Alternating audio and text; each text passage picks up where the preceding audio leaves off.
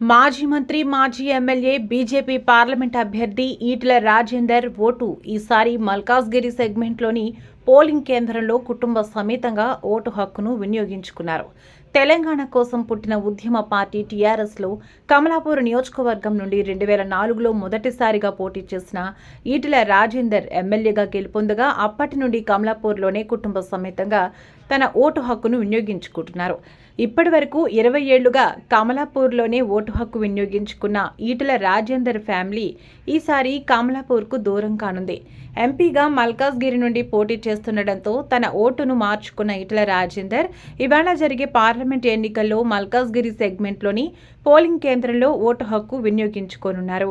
ఒకప్పుడు హుజురాబాద్లోని కమలాపూర్లో ఈటెల రాకతో polling booth సందడి నెలకొనేది.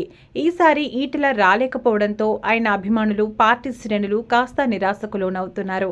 కాగా ఈటెల రాజేందర్ ఇప్పటి వరకు 8 సార్లు ఎమ్మెల్యేగా గెలిచి ఆర్థిక మంత్రిగా, వైద్య ఆరోగ్య శాఖ మంత్రిగా విధులు నిర్వర్తించగా మొదటిసారిగా మొన్న జరిగిన ఎమ్మెల్యే ఎన్నికల్లో ఓటమి పాలై ఈసారి పార్లమెంటు ఎన్నికల్లో మల్కాజ్గిరి నుండి బీజేపీ తరపున ఎంపీగా పోటీ చేస్తున్నారు.